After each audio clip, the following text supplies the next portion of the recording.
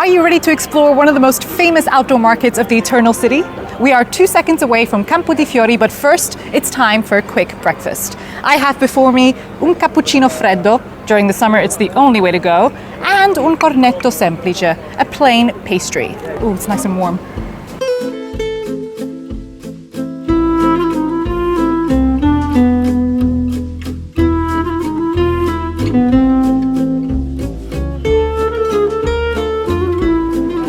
Welcome back to our Guide to Rome series. I'm Tatiana from the Roman Food Tour, and today we will guide you through one of Rome's most famous squares called Campo de Fiori. Before we dive in, don't forget to check out the links in the description box for lots more recommendations on the food and culture of Rome. Today we will start by exploring Campo de Fiori. Then we will head over to Antico Forno Roscioli for some authentic Roman pizza al taglio. We will then stop by Osteria da Fortunata for a quick bite of some fresh pasta before finally making our way over to Piazza Farnese for an aperitivo.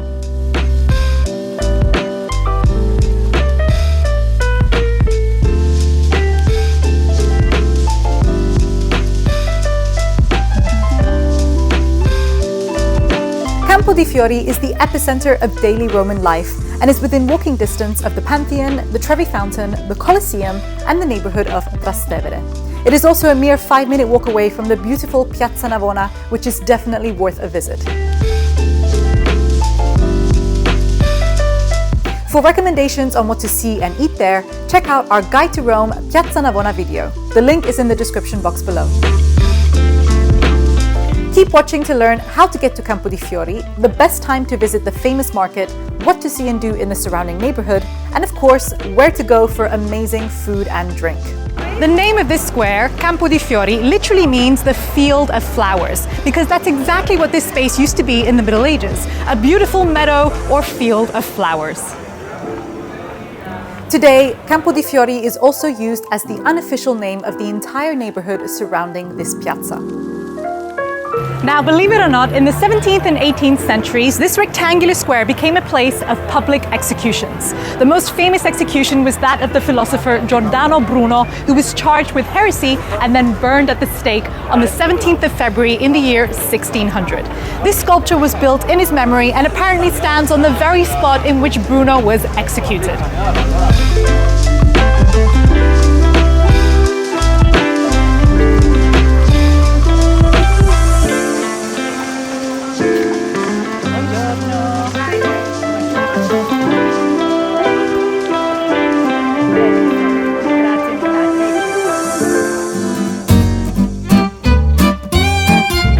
Campo de Fiori is famous for its daily outdoor market, which began in the year 1869. The market opens every day from Monday to Saturday at around 7 a.m. and closes at around 2 p.m.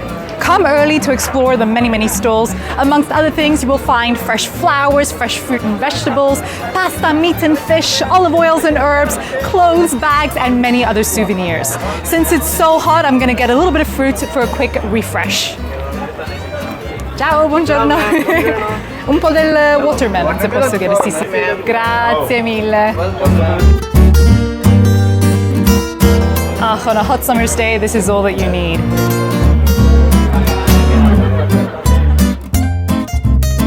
Also, take some time to explore the streets and shops surrounding the market. The entire area is dotted with historic food shops that will really give you the chance to immerse yourself in Roman culture. For example, L'Antica Norceria Viola is a family-owned and family-run shop that has been selling cured meats to locals since 1890.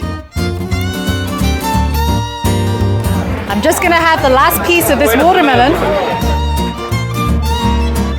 And then I'm gonna take advantage of this amazing resource that we have here in Rome.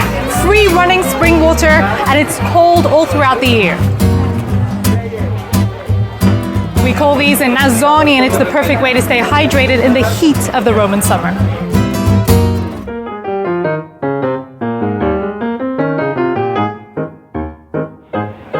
Wandering around the market made me very hungry indeed, so let's go and get a snack. Just down this road you will find Rome's most famous bakery, Antico Forno Roscioli. Follow me. If you're looking for a quick bite, make your way over to Antico Forno Roscioli, Rome's most famous bakery, which has been serving customers since 1890. I recommend trying their pizza al taglio. The bakery is located on Via dei Chiavari, which means the street of keymakers. In fact, all the streets surrounding Campo de Fiori are named after the trades that would be performed there. For example, there is also Via dei Baulari, the street of coffee makers, and Via dei Cappellari, the street of hat makers.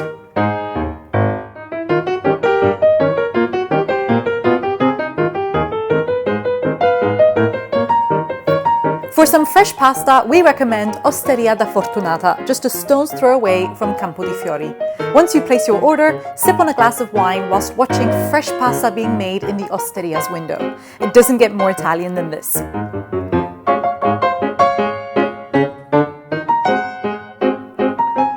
To sample the very best food and wine that Rome has to offer, join us on one of our award-winning food and wine tours here in Rome. If you'd also like to learn how to make fresh pasta, then check out our cooking classes as well. You'll find the links in the description box.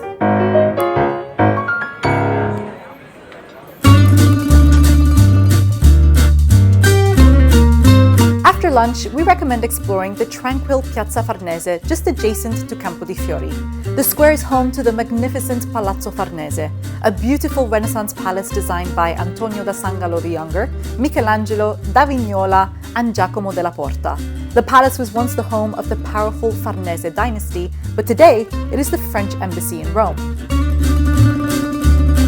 The piazza is also adorned with these two fountains that apparently once functioned as bathtubs in the baths of Caracalla, dating back to the 3rd century. Now there's nothing left to do but to take a seat and unwind at one of the many surrounding bars before dinner.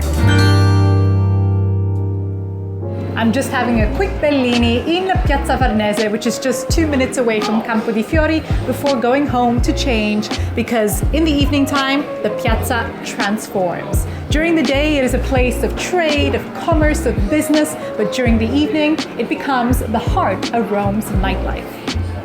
Cheers.